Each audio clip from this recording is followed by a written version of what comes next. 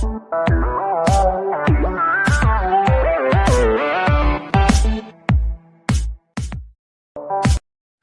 मेरे प्यारे भाइयों बहनों, आईएएस आरएएस विद आरजे में आपका स्वागत है, हार्दिक अभिनंदन है। तो मेरे प्यारे भाइयों बहनों, आज हम आपके सामने फिर से लेकर आ चुके हैं 30 अप्रैल और 1 मई 2023 का राजस्थान राज्य का करंट अफेयर, जिसके बारे में हम आज आपसे चर्चा करने वाले हैं। तो दोस्तों, न्यूज़ आर्टिकल के डिस्कशन पे आने से पहले सबसे पहले वही पुरानी एक बात कि आप पीडीएफ जाके ले लीजिए। क्या लीजिए? आप पीडीएफ जाकर ले लीजिए। आपको पीडीएफ चाहिए तो आप हमारा टेलीग्राम चैनल ज्वाइन कर सकते हैं। टेलीग्राम चैनल का नाम है मेरे प्यारे भाइयों बहनों आईएएस आरएएस विद आरजे। आप इस पर जाओगे तो आपको hand written brand new PDF मिल जाएगी। और आप दोस्तों सॉफ्ट कॉपी से ही पढ़ने का प्रयास करें, स्पेशली करंट अफेयर को। तो क्योंकि करंट अफेयर क्या है, आपके ऊपर लास्ट में एक्स्ट्रा बर्डन बढ़ा देगा। यदि आप हाथ से लिखते हो तो आपको दो नुकसान होंगे। पहले तो आपका जो टाइम है, जो on the spot time taking है, वो ज़्यादा हो जाएगी। और दूसरा क्या होगा, आपके पास जो पोथे भरते चले जाएंगे उनकी संख्या जैसे ही जैसे बढ़ेगी, आपके ब्रेन के ऊपर स्ट्रेस वैसे ही वैसे बढ़ता चला जाएगा। तो मेरे प्यारे भाइयों बहनों, आपको क्या करना है, सॉफ्ट कॉपी से ही पढ़ने की कोशिश करनी है। आपका समय बहुत कीमती है।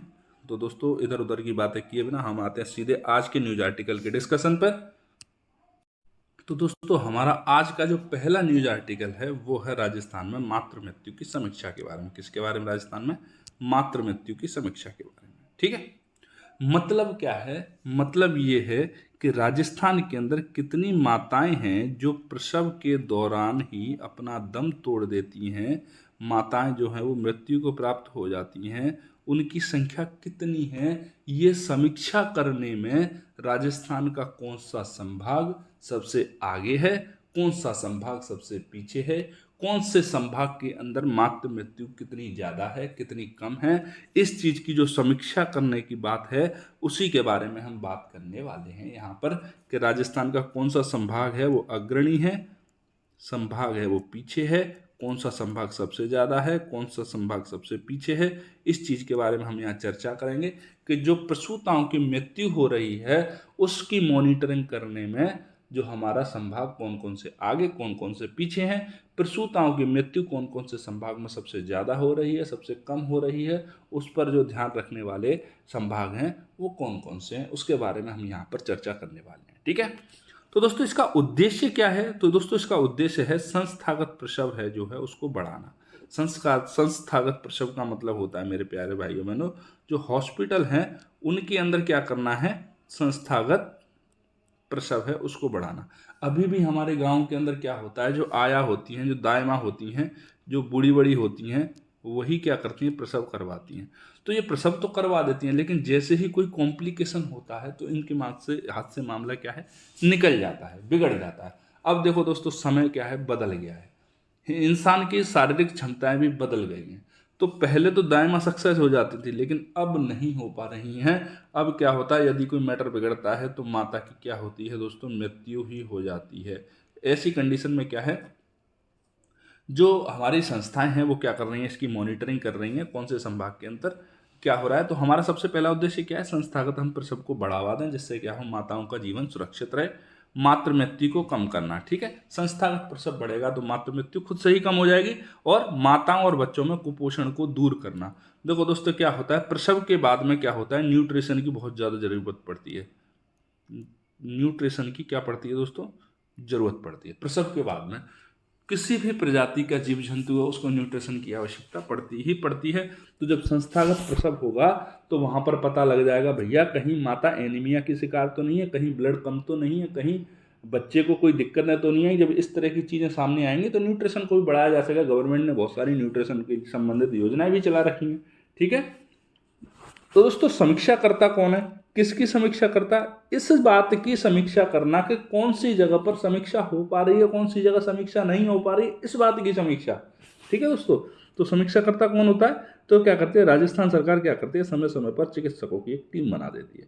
वो टीम क्या करती है, इस चीज की समीक्षा करती है। ओके, तो दोस्तों प्रसूताओं की मौत की समीक्षा में अग्रणी संभाग कौन सा है, मौत में नहीं, मौत की समीक्षा में, कि कहां पर कितनी मृत्यु हो रही है, कहां पर कितनी मृत्यु नहीं हो रही है। मतलब जो मृत्यु हो रही है उसकी मॉनिटरिंग, उसकी गणना करने में कौन सा संभाग सबसे आगे है, कौन सा संभाग सबसे पीछे है, उस चीज के बारे में जानते हैं। ठीक है, तो यहां से आपका एक क्वेश्चन बन जाता है कि प्रसूताओं की मौत की समीक्षा में अग्रणी संभाग आरोही क्रम में जमाइए, अवरोही क्रम में जमाइए। अगर आप आरएस की तैयारी कर रहे हैं, ये टॉपिक आपके लिए बहुत इंपॉर्टेंट होने वाला है। ठीक है, तो दोस्तों जयपुर जो है वो मॉनिटरिंग में सबसे आगे। कौन है सबसे आगे? जयपुर। जयपुर जिला नहीं, जयपुर संभाग। ठीक है, कितनी? 92% मॉनिटरिंग होती है यहाँ पर। मतलब हर 100 में से 92 जो प्रसूताएं हैं उनकी मॉनिटरिंग, उनकी पूरी जानकारी कहाँ होती है? जयपुर संभाग के अंदर हॉस्पिटल के पास होती है। बाकी आपकी कोटा के अंदर 84% मॉनिटरिंग हो पाती है और भरतपुर के अंदर 74% मॉनिटरिंग हो पाती है। ये क्या है? अग्रणी संभाग हैं किस चीज की मॉनिटरिंग करने में? कि प्रसूताओं की मौत की समीक्षा वहां पर की जा रही है या नहीं की जा रही। ठीक है, सबसे पीछे संभाग कौन सा है? जोधपुर संभाग है दोस्तों, और उदयपुर संभाग है मेरे प्यारे भाइयों बहनों। दोस्तों इसके अंदर शब्दों का बड़ा गहरा जाल है, उस जाल से थोड़ा सा बच के रहना। मैं आपको बहुत धीरे धीरे इसीलिए समझा रहा हूं। ठीक है, ये समीक्षा किस चीज की जा रही है? कि माताओं की मृत्यु की समीक्षा हो पा रही है या नहीं हो पा रही, उस चीज की समीक्षा है ये। ठीक है, तो दोस्तों प्रदेश के अंदर क्या है? जो टोटल मोर्टेलिटी रेट है हमारी, जो कुल प्रदेश के अंदर प्रसूताओं की मृत्यु हुई है वो हुई है 1330। उसमें जोधपुर संभाग में सर्वाधिक मृत्यु हुई है। कितनी हुई है? 276 की। जयपुर उदयपुर संभाग के अंदर 249 और जयपुर संभाग के अंदर 225 की। अब आप एक अंतर समझिए यहाँ पर, जयपुर, जोधपुर और उदयपुर संभाग के अंदर मॉनिटरिंग कितनी हो पा रही है? 57% हो पा रही है। और कितनी हो पा रही है? 58% हो पा रही है। ये आपने देख लिया। ठीक है, मतलब आधी मॉनिटरिंग तो वैसे ही हो रही है। 100 मरीन तो 58 पे ध्यान तो ऐसे ही है। ठीक है, जब 58 100 में से 58 की ही गणना की जा पा रही है, तब मृत्यु कितनी है? 276। और जयपुर के अंदर 225 है। कब? जब 92% प्रसूताओं की जो मृत्यु हुई है उस पर संस्थागत जो निगाह है, जो सरकार की जो निगाह है वो बनी हुई है। मतलब जब 92% मॉनिटरिंग हो रही है तब मृत्यु कितनी है? 225। मतलब अगर इसकी 58% मॉनिटरिंग होती तो वैसे ही 150 पे आ जाती। जब आपकी किसी चीज की जानकारी ही नहीं है, मतलब जब जानकारी हमें 92% महिलाओं की है, तब मृत्यु कितनी हो रही है? 225। और जोधपुर संभाग के अंदर जब जानकारी हमें 58% महिलाओं की है, तब मृत्यु कितनी हो रही है? 276। ठीक है, शब्दों के जाल को थोड़ा सा समझने का प्रयास करना दोस्तों यहाँ पर। ठीक है मेरे प्यारे भाइयों बहनों, अब चलते हैं थोड़ा सा और आगे। तो दोस्तों अब हम बात कर लेते हैं प्रसूताओं की घर पर डिलीवरी। कहाँ पर डिलीवरी? घर पर डिलीवरी। सबसे बड़ा कारण क्या है माताओं की मृत्यु का, प्रसूताओं की मृत्यु का? वो है गैर संस्थागत प्रसव। जो आया होती हैं वो होती हैं, वो उनको अनुभव होता है, सिर्फ वो कई सारे प्रसव करवा चुकी होती हैं तो उनको अनुभव होता है। लेकिन जैसे ही कोई जटिलता आती है, जटिलता आने के साथ ही आया के हाथ पैर भूल जाते हैं, हाथ पैर, आया के हाथ पैर फूल जाते हैं और प्रसूता के हाथ पैर चलना बंद हो जाते हैं। ठीक है दोस्तों, तो घर पे डिलीवरी सबसे ज्यादा कहाँ होती है? तो उदयपुर संभाग के अंदर होती है। कितनों की घर पे डिलीवरी हुई है? तो 5214 प्रसूताओं की डिलीवरी उदयपुर संभाग के अंदर घर पे हुई है। जोधपुर संभाग के अंदर 49। आपको ये आंकड़ा याद नहीं रखना है, आपको सिर्फ याद रखना है कि घर पे सबसे ज्यादा डिलीवरी तो आपको रखना है उदयपुर संभाग पहले पे, दूसरे पे जोधपुर संभाग, तीसरे पे भरतपुर संभाग, चौथे पे जयपुर संभाग, पांचवें पे बीकानेर, छठवें पे अजमेर और सातवें पे कोटा संभाग। इस तरह से आपको याद रखना है। आपको ये आंकड़े बिल्कुल भी याद नहीं करने हैं, आपको सिर्फ संभाग का नाम याद रखना है। ठीक है दोस्तों, अब चलते हैं थोड़ा सा और आगे।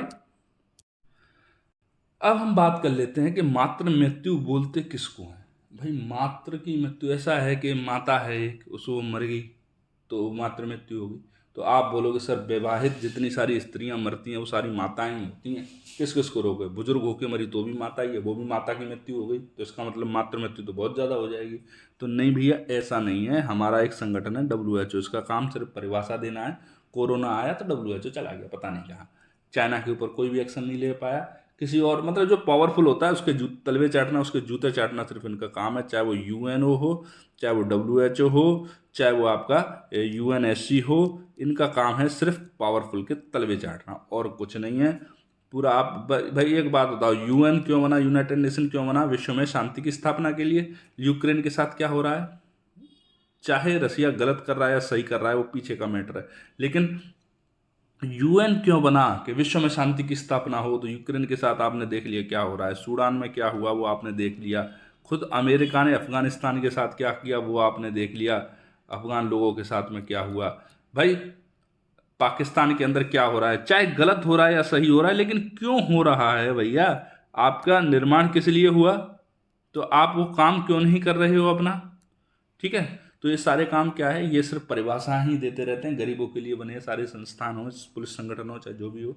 ठीक है दोस्तों, अपन को क्या मतलब, अपन करते हैं आज का अपना न्यूज आर्टिकल है उसका डिस्कशन करते हैं। तो डब्ल्यूएचओ के अनुसार क्या है दोस्तों, गर्भवती होने पर या गर्भावस्था की समाप्ति के 42 दिनों के भीतर, ठीक है, गर्भावस्था समाप्त हो गई मतलब 1 तारीख को यदि प्रसव हो गया तो अगले महीने की लगभग 15 तारीख तक, लगभग 12 तारीख तक, मतलब लगभग 1.5 महीने का समय है, इतने दिनों के भीतर यदि गर्भावस्था या उसके प्रबंधन से संबंधित किसी भी कारण से यदि मृत्यु होती है तो उसको मातृ मृत्यु कहा जाएगा। क्या कहा जाएगा उसको, मातृ मृत्यु, मतलब माता की मृत्यु कहा जाएगा। किस कंडीशन में, या तो गर्भावस्था के दौरान या फिर प्रसव कंप्लीट होने के 42 दिनों के भीतर यदि प्रसव से संबंधित किसी भी समस्या के कारण यदि मृत्यु होती है तो उसको मातृ मृत्यु कहा जाएगा। ठीक है दोस्तों, प्रति 1 लाख जीवित बच्चों पर, 1 लाख जीवित बच्चों पर के जन्म पर होने वाली माताओं की मृत्यु मातृत्व मृत्यु दर कहलाती है, MMR, मोर्टेलिटी, आपके मातृत्व मृत्यु दर कहलाती है। तो दोस्तों भारत में मातृत्व मृत्यु दर उसकी गणना कौन करता है, तो रजिस्ट्रार जनरल ऑफ इंडिया क्या करता है, MMR की गणना करता है। ये क्या है, गृह मंत्रालय के अधीन कार्य करता है, गृह मंत्रालय के अधीन एक स्वायत्त संस्था है दोस्तों। अन्य कार्यों में क्या है इसके, एक तो ये क्या करता है, MMR की गणना करता है, और क्या करता है इसके अलावा जनसंख्या की भी गणना कौन करता है, रजिस्ट्रार जनरल ऑफ इंडिया करता है। और मृत्यु और जन्म का पंजीकरण भी कौन करता है, रजिस्ट्रार जनरल ऑफ इंडिया इसका पंजीकरण करता है। ठीक है दोस्तों, अब चलते हैं थोड़ा सा और आगे। तो मेरे भाइयों राजस्थान जो है वो सर्वाधिक मातृत्व मृत्यु दर वाले राज्यों में से एक है, जिसकी मातृत्व मृत्यु दर कितनी है, 141 है फिलहाल। कितनी है, 141, मतलब 1 लाख बच्चों को जन्म देने पर 141 माताओं की क्या हो जाती है, माताओं की क्या हो जाती है, मृत्यु हो जाती है। ठीक है, क्या हो जाती है दोस्तों, माताओं की, 1 लाख माताओं की मृत्यु हो जाती है। ठीक है, अब चलते हैं थोड़ा सा और आगे।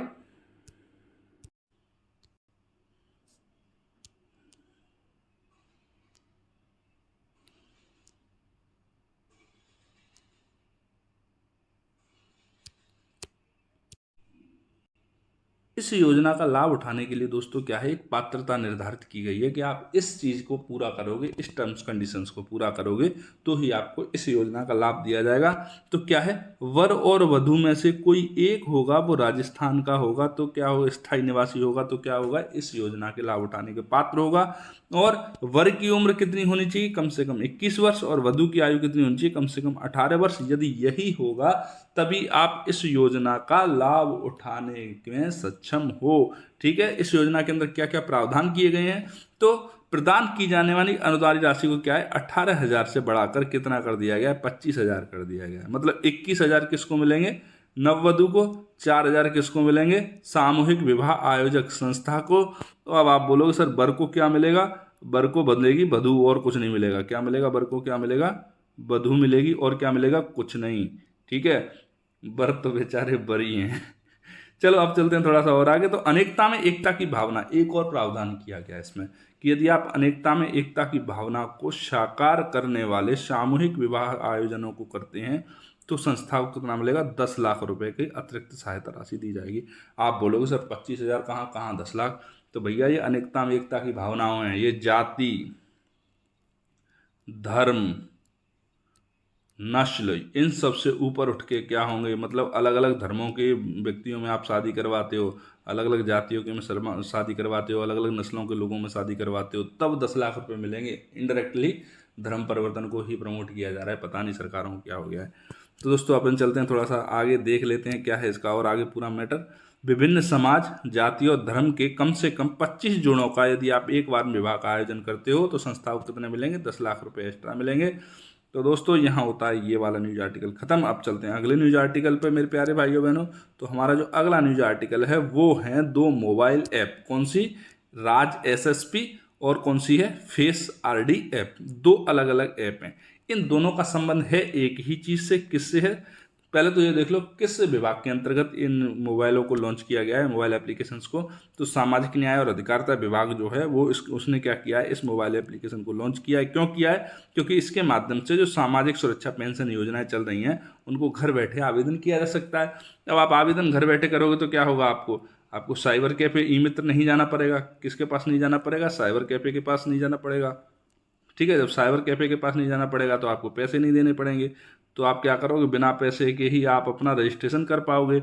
और क्या होगा, ऑनलाइन होगा तो इसमें पारदर्शिता आएगी।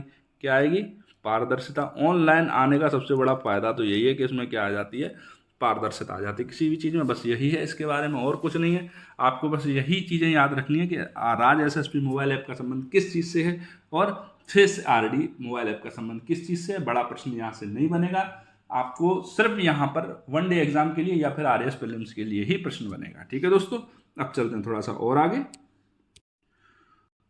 तो दोस्तों हमारे प्रदेश की क्या हुई है, अगला न्यूज आर्टिकल है हमारे प्रदेश की पहली जो डीएनए टेस्टिंग लैब है वो क्या हो गई है, बन के तैयार हो गई है। मतलब आपने टीवी सीरियल्स में देखा होगा, दया कुछ तो गड़बड़ है, और फिर वहाँ से ऐसे कुछ ढूंढते हैं, वहाँ पे पता नहीं क्या मिलता है, उनको चिमटी से उठाते हैं, पॉलीथीन के अंदर रखते हैं, उसको ले जाते हैं। फ्रेडी बता देता है भाई फलाना आदमी है, वो उसका केस का सूत्रधार है, उसने इस केस को मारा है। तो वो किसके थ्रू होता है दोस्तों, वो डीएनए टेस्टिंग के थ्रू होता है। डीएनए टेस्टिंग मतलब आपका बाल नाक कान कुछ भी, नाक कान गला कुछ भी मिलेगा, उसको ले जाके अगर टेस्टिंग होगी तो बता देगा भाई ये डीएनए फलाने आदमी से मैच करता है। तो इस तरह की पहली डीएनए टेस्टिंग लैब है मेरे भाइयों बहनों, वो कहाँ पर स्थापित की गई है, तो दोस्तों महात्मा गांधी हॉस्पिटल है जोधपुर का, वहाँ पर क्या हो चुकी है, बन के तैयार हो चुकी है। प्रस्तावित तो दूसरी 4 जगहों पर भी थी, लेकिन तैयार सबसे पहले कहाँ हुई है दोस्तों, जोधपुर के अंदर हुई है। अन्य प्रस्तावित लैब में कौन कौन सी जगह पे है, तो जयपुर के अंदर, कोटा के अंदर है और उदयपुर के अंदर है। ये 3 जगहों पर और प्रस्तावित हैं 3 लैब।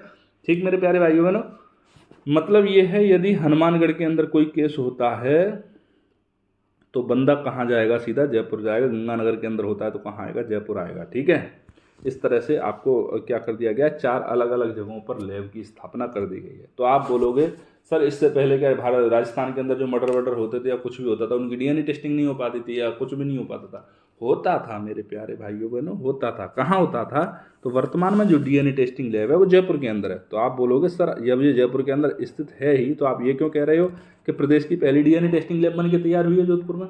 तो मेरे प्यारे प्यारे भाइयों बहनों, राज्य सरकार के अंडर में जो पहली है वो यही है। बाकी जयपुर के अंदर जो पहले डीएनए टेस्टिंग लैब चलती थी वो राज्य विधि विज्ञान प्रयोगशाला में चलती थी, और एफएसएल विभाग है जो है, फोरेंसिक लेबोरेटरी विभाग है केंद्र सरकार का, उसके अधीन संचालित थी ये।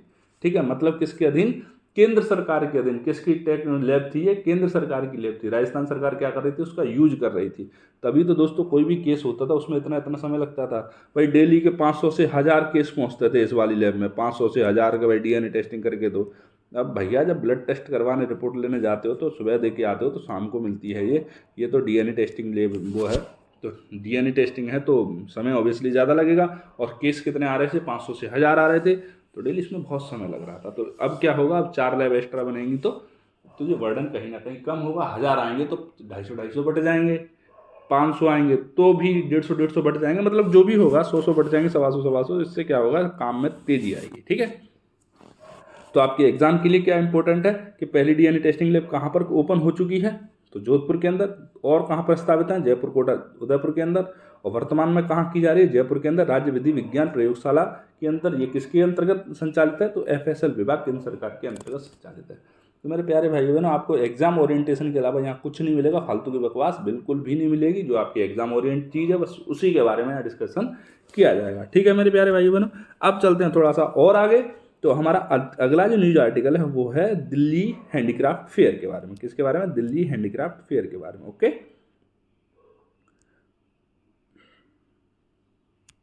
तो दोस्तों दिल्ली हैंडीक्राफ्ट फेयर है, अब इसके नाम से ही पता लग रहा है आयोजन कहाँ किया जाएगा, दोस्तों दिल्ली के अंदर किया जाएगा। ठीक है, किसके अंदर, दिल्ली के। ठीक, ये क्या है कि वैश्विक हैंडीक्राफ्ट फेयर है, मतलब इसमें केवल भारत ही नहीं पूरी दुनिया के हैंडीक्राफ्ट से संबंधित लोग, संबंधित व्यवसायी क्या करेंगे, इसमें हिस्सा लेंगे, भाग लेंगे। ठीक है, तो राजस्थान से जोधपुर हैंडीक्राफ्ट क्या करेगा, फर्नीचर इस उद्योग, ये जो उद्योग है वो क्या लेगा, हिस्सा लेगा इसके अंदर। क्यों दोस्तों, इसके आयोजन का क्या मतलब है, क्या उद्देश्य है?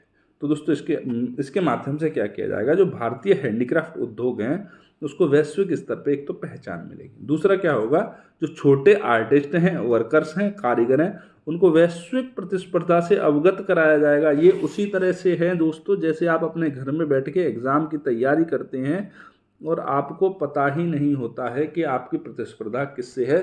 जब आप टेस्ट सीरीज देते हो, टेस्ट देते हो, तब आपको पता लगता है आप प्रतिस्पर्धा में कौन सी जगह पर लैंड कर रहे हो, कौन सी जगह पर उपस्थित हो, कौन सी जगह पर नहीं हो। तो ये आपको कब पता चलता है, जब आप प्रतिस्पर्धा में उतरते हो। तो इसी तरह से वैश्विक प्रतिस्पर्धा के बारे में इन लोगों को क्या करना है, अवगत करवाना है, जिससे इनको ये पता लगे कि इनको और अभी अपने अंदर क्या क्या इम्प्रूवमेंट करने हैं। ठीक है दोस्तों, अब चलते हैं थोड़ा सा और आगे। तो दोस्तों आपके लिए एक छोटी सी खुशखबरी है। वैसे आप लोगों के लिए तो क्या, स्टूडेंट जो होता है वो कहीं पर भी खा लेता है, तो उसके लिए तो खुशखबरी ही है। तो दोस्तों स्टूडेंट को क्या है, इंदिरा रसोई जो मेन्यू है उसमें क्या हो गया, चेंज हो गया भैया। अब आपको अच्छा मेन्यू कार्ड मिलेगा। मतलब लोगों के स्वास्थ्य को ध्यान में रखते हुए क्या किया गया है, थाली के अंदर मोटे अनाजों को शामिल कर लिया गया है। तो भैया मोटे अनाजों को और शामिल करो। तो मोटे अनाजों को किस तरह से शामिल किया गया है उसको अपन देख लेते हैं।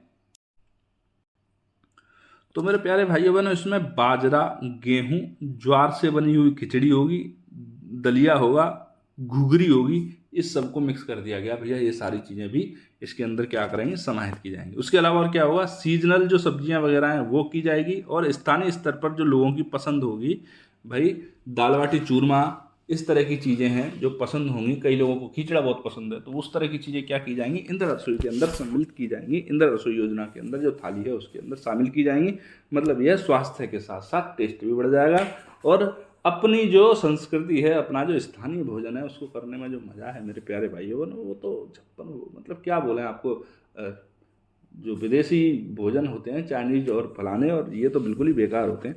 अपना स्थानीय करो। स्थानीय अगर आपके यहाँ छाछ रावड़ी चलती है, खूब पियो दबा के, आपको फायदा ही करेगी, कभी नुकसान नहीं करेगी। ठीक है। तो वर्तमान में इंदिरा रसोई में क्या है, व्यक्ति सुबह शाम भोजन कर पाता है। इंदिरा रसोई के बारे में यहाँ थोड़ी सी जानकारी है, उसको देख लो।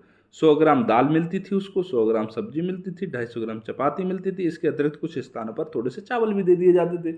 अब तक ये दिया जा रहा था, मतलब 2 टाइम का भोजन। और कितना भोजन वो आपके सामने है। इंदिरा रसोई योजना का जो शुभारंभ किया गया था, कोई भूखा नहीं सोए, इस संकल्प के साथ किया गया था। ये आपके एग्जाम के लिए इंपॉर्टेंट है, आपसे पूछ लिया जाएगा कि इंदिरा रसोई योजना का संकल्प क्या है।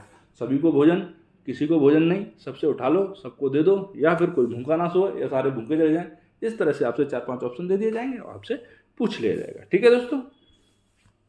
इसके अंदर क्या किया जाता था कि 25 रुपए की थाली होती थी। किस रुपए की, 25 रुपए की। आप बोलोगे मास्टर हमने तो 8 रुपए में खाई है। अरे वो 25 रुपए की थाली है भाई, तेरे को 8 रुपए में दे दी है, क्योंकि गहलोत जी भी अपने घर से 70 रुपए दे चुके हैं। मतलब 70 रुपए राजस्थान सरकार देगी, 8 रुपए वो लाभार्थी को देने। इस तरह से टोटल 25 रुपए की थाली होती थी। तो आपको पता लग गया पहले थाली में क्या होता था, अब आपको पता लग गया अब थाली के अंदर क्या होने वाला है। कितने रुपए की है, 25 रुपए की, 8 रुपए आपके खुद की और 70 रुपए आपकी सरकार की। ठीक है दोस्तों। अब चलते हैं थोड़ा सा और आगे अगले न्यूज आर्टिकल के डिस्कशन पर। तो दोस्तों हमारा जो अगला न्यूज आर्टिकल है वो है अंतर्राष्ट्रीय ग्रुप चित्रकला प्रदर्शनी के बारे में। किसके बारे में, अंतर्राष्ट्रीय ग्रुप चित्रकला प्रदर्शनी। ठीक है। आयोजन कहाँ किया जा रहा है इसका, भाई अंतर्राष्ट्रीय है, तो फ्लोरिडा यूएसए के अंदर एक हार म्यूजियम ऑफ आर्ट गैलरी। कौन सा है, हार्ट नहीं है,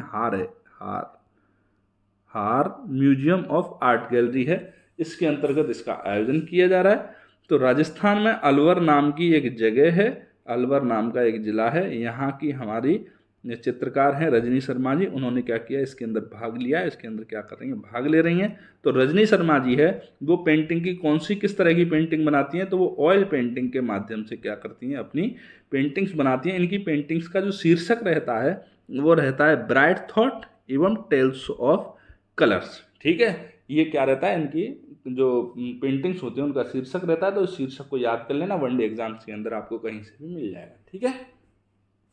तो मेरे प्यारे भाइयों बहनों, आज का न्यूज आर्टिकल डिस्कशन होता है हमारा यहीं पर समाप्त। अब आपसे मिलते हैं नए न्यूज आर्टिकल डिस्कशन के साथ में, नए दिन में, नए वीडियो के साथ में। तो दोस्तों यदि आपको वीडियो अच्छा लगे तो लाइक शेयर सब्सक्राइब कर दिया करो यार। ठीक है। तो आपसे मिलते हैं अगले एपिसोड में, तब तक के लिए जय हिंद, जय भारत।